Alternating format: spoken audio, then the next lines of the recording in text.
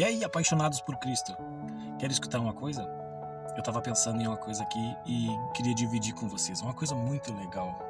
E é simples, é um contexto muito simples e que todo mundo já viu, mas que a gente acaba refletindo.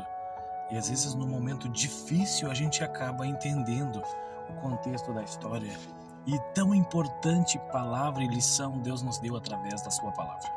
Eu digo que às vezes a gente recebe promessas do Senhor, promessas de Deus, e que a gente acaba voltando ou vivendo aquilo que a gente estava vivendo ainda antes da promessa. Mas a promessa ainda não se cumpriu, a promessa tá para se cumprir, só que a gente está inserido em um contexto, em um ambiente que não descreve, que não condiz com aquilo que a promessa foi feita.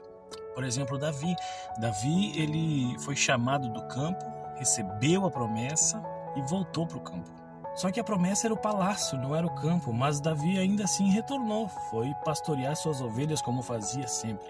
E quantas vezes a gente recebe uma promessa de bênção, de maravilha, prosperidade, né, de ministério, e a gente ainda assim retorna para o mesmo lugar em que a gente estava inserido antes da promessa ser feita. Mas a intenção não é a promessa particularmente ser feita.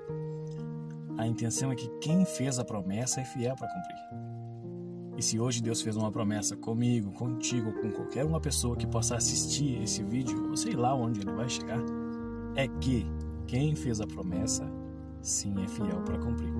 Davi, antes de ser rei, passou por diversos percursos, mas nunca desistiu da promessa. Ai, que a gente não desista da nossa, e que a nossa esteja sempre no nosso coração gravada, porque aquele que prometeu, sim, ele é fiel para cumprir. A palavra do Senhor diz que muitos confiam em carros, em cavalos, mas nós também, porém, confiamos em Ti, Senhor. Que a sombra do Onipotente cubra a Tua casa, a Tua família e tudo aquilo que tem endereçado no Teu nome seja liberado no nome de Jesus. Uma boa semana a todos e que a mão poderosa do Senhor e as promessas do Senhor caiam sobre Ti. Em nome de Jesus. Tchau. E aí, apaixonados por Cristo? Quer escutar uma coisa? Eu tava pensando em uma coisa aqui e queria dividir com vocês. Uma coisa muito legal.